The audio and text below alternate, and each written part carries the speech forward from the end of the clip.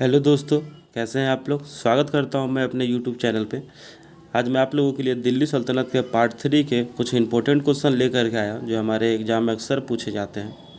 अगर दिल्ली सल्तनत का पार्ट 1 और पार्ट 2 अगर नहीं देखें तो आप मेरे चैनल पर जा कर के देख सकते हैं। उसमें भी मोस्ट इम्पोर्टेंट क्वेश्चन है जो दिल्ली सल्तनत में पूछे जाते हैं अक्सर। तो आप लोग जा कर के एक बार ज़रूर देखिएगा। आइए अब क्वेश्चन नंबर 1 की ओर हम लोग आगे बढ़ते हैं।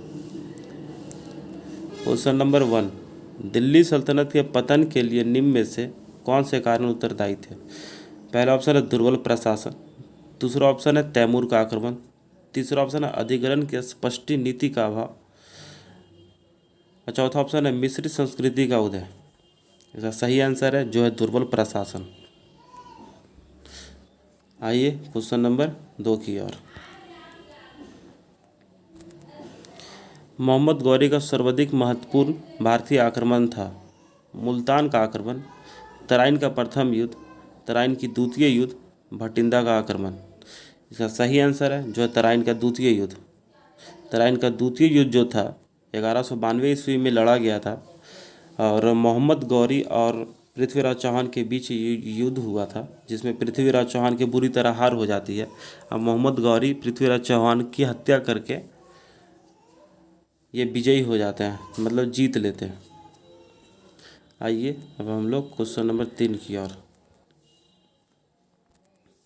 निम्न में से कौन गुलरुखी के उपनाम से कविताएं लिखा करता था। पहला इब्न बतूता, दूसरा है गियासुद्दीन बर्नी, तीसरा सिकंदर लोदी, चौथा नसरुद्दीन कुबाचा। इसका सही आंसर है जो है सिकंदर लोदी। सिकंदर लोदी को गुलरुखी के उपनाम से भी जाना जाता था और सिकंदर लोदी को निजाम खां से भी जाना जाता था। इन्होंने अपनी राजधानी आगरा में बनवाई थी। फारसी कविता गुलरुखी, वही फारसी में लिखा गया था गुलरुखी। और इन्होंने एक मापन लाए थे गज सिकंदरी, जो इनके बहुत अच्छा था, गज सिकंदरी जो ये लाए थे। आइए अब हम लोग क्वेश्चन नंबर 4 की ओर। किसने 40 तुर्को सरदारों के लिए तुर्कान चहलगानी या 40 दल का गठन किया। कुतुबुद्दीन ऐबक, इल्तुतमिश, रजिया सुल्तान और बलबन। इसका सही आंसर है जो है इल्तुतमिश ने ही 40 तुर्कान चहलगानी का गठन किया था। इल्तुतमिश को दिल्ली का वास्तविक फाउंडर भी कहा जाता है। इल्तुतमिश को इन्होंने एकता प्रणाली को इन्होंने लाया इल्तुतमिश, और इन्होंने अपनी राजधानी लाहौर से दिल्ली लेकर के आए इल्तुतमिश ने। आइए अब हम लोग क्वेश्चन नंबर 5 की ओर। निम्नलिखित में से कौन अपने को ईश्वर का अभिशाप कहता था। पहला ऑप्शन है चंगेज खां, दूसरा है तैमूरलंग, तीसरा नादिर शाह, चौथा इनमें से कोई नहीं। इसका सही आंसर है जो है चंगेज खां।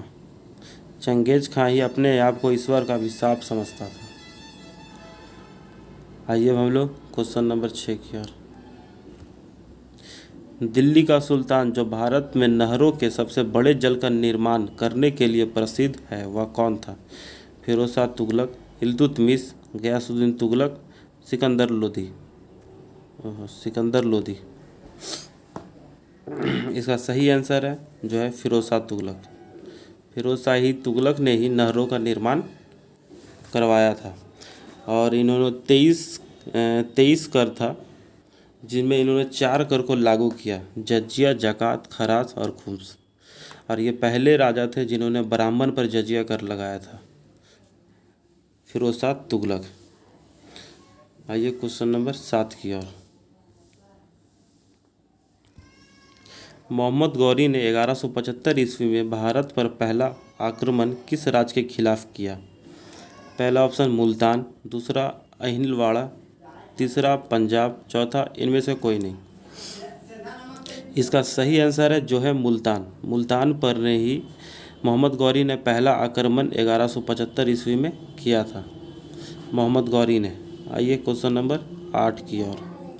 क्वेश्चन नंबर 8, किस सुल्तान ने नए मंत्रालय दीवान रियासत की स्थापना की थी? अलाउद्दीन खिलजी, मोहम्मद बिन तुगलक, फिरोज शाह तुगलक, सिकंदर लोदी।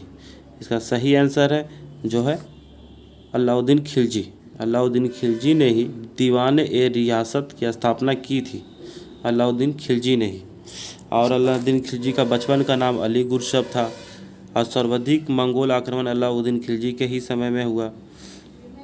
और इनका एक फेमस युद्ध था चित्तौड़ का युद्ध, आप लोग जानते ही होंगे, पद्मावत के बारे में ये लड़ा गया था चित्तौड़ का युद्ध।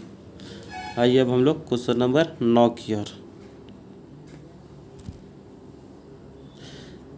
तुगलक नामा के रचनाकार का नाम क्या है? पहला बरनी, दूसरा गुलबदन बेगम, तीसरा अमीर खुसरो, चौथा इसामी। इसका सही आंसर है जो है अमीर खुसरो। अमीर खुसरो ने ही तुगलका नामा का रचनाकार किए थे।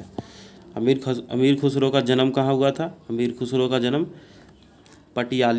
पटियाली जो इटावा उत्तर प्रदेश में पड़ते हैं वही कस्बे में इनका जन्म हुआ था अमीर खुसरो का। आइए क्वेश्चन नंबर 10 की ओर। दिल्ली में कौन सा ऐतिहासिक स्मारक भारतीय तथा फारसी वास्तुकला की शैली का उदाहरण है? पहला ऑप्शन है कुतुब मीनार, दूसरा है लोदी का मकबरा, तीसरा है हुमायूं का मकबरा, चौथा है लाल किला। इसका सही आंसर है जो है हुमायूं का मकबरा। हुमायूं का मकबरा जो कि दिल्ली में है। आइए क्वेश्चन नंबर 11 की ओर। तैमूर लंग ने किसके शासनकाल में भारत पर आक्रमण किया? अलाउद्दीन खिलजी, बहलोल लोदी, फिरोज शाह तुगलक, नसीरुद्दीन महमूद तुगलक। इसका सही आंसर है जो है नसीरुद्दीन महमूद तुगलक के समय में तैमूर लंग ने आक्रमण किया था। कब किया था? तो ये 1398 ईस्वी में 1398 ईस्वी में दिल्ली पर आक्रमण किया था। इन्होंने 15 दिन आकर के दिल्ली पर राज किया, मतलब 15 दिन इन्होंने रहा वहाँ पर। लेकिन वहाँ का जो सुल्तान थे नसरुद्दीन महमूद शाह, ये 15 दिन से भागे हुए थे। तो 15 दिन के पश्चात कि तैमूर लंग ये लौट जाते हैं वापस, और वापस लौटने के बाद इन्होंने खिरिच खां को वहाँ का राज्यपाल नियुक्त करते हैं, जो कि सैयद वंश फिर आगे बढ़ता है। आइए क्वेश्चन नंबर 12 की ओर। अल बेरूनी द्वारा रचित पुस्तक किताब उल हिंद या तारीख उल हिंद में किन विषयों की समीक्षा की गई है? पहला ऑप्शन है भारतीय गणित, दूसरा है भारतीय इतिहास और भूगोल, तीसरा ऑप्शन है खगोल विज्ञान और दर्शन, चौथा उपयुक्त सभी। इसका सही आंसर है जो है उपयुक्त सभी। ये भारतीय गणित, भारतीय इतिहास, भूगोल और खगोल विज्ञान, दर्शन, ये सब का उल्लेख किया गया है पुस्तक किताब उल हिंद या तारीख उल हिंद में, मतलब दोनों का नाम एक ही है। ये अल बेरूनी के ने ही इनका उल्लेख किया है किताब में। आइए क्वेश्चन नंबर 13 की ओर। मोहम्मद गौरी एवं कन्नौज के राजा जयचंद के मध्य 1194 में हुआ युद्ध किस नाम से प्रसिद्ध था? पानीपत का प्रथम युद्ध, तराइन की तृतीय युद्ध, चंदावर का युद्ध और तराइन का प्रथम युद्ध। इसका सही आंसर है जो है चंदावर का युद्ध। चंदावर का युद्ध है जो 1194 में मोहम्मद गौरी और जयचंद के बीच हुआ था, जिसमें जयचंद की बुरी तरह हार हो जाती है और मोहम्मद गौरी फिर से जीत करके चला जाता है। पानीपत का प्रथम युद्ध ये होता है इब्राहिम लोदी और बाबर के बीच, जिसमें बाबर की विजय होती है, इब्राहिम लोदी की हार हो जाती है। तब यहाँ से फिर मुगल काल स्टार्ट होता है। आइए अब हम लोग क्वेश्चन नंबर 14 की ओर।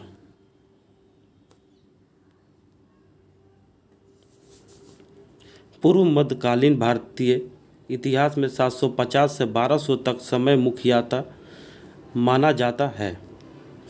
संक्रमण काल, राजपूत काल, भारत पर तुर्की आक्रमण का काल, उपयुक्त में से सभी। इसका सही आंसर जो है राजपूत काल। 750 से 1200 ईस्वी तक राजपूत काल रहता है, राजपूत काल माना जाता है। आइए क्वेश्चन नंबर 15 की ओर। बहमनी वंश के किस शासक को दक्कन का लोमड़ी कहा जाता है? इसका सही आंसर है जो है महमूद शाह। महमूद शाह को ही दक्कन का लोमड़ी भी कहा जाता है। और मोहम्मद महमूद शाह, इसका सही आंसर है जो है महमूद शाह। दोस्तों यहाँ तक देखने के लिए धन्यवाद। आप लोग अगर और मेरे क्वेश्चन अगर देखना चाहते हैं तो आप लोग मेरे चैनल को सब्सक्राइब करें, लाइक करें और हमें भी आगे बढ़ने का मौका दें। आज के लिए इतना ही, मिलते हैं अगले टॉपिक में। मुग़ल काल से क्वेश्चन रहेगा, जो टॉप 20 क्वेश्चन मैं लेकर के आ रहा हूँ, आप लोग ज़रूर देखिएगा। ठीक है दोस्तों, जय हिंद, जय भारत।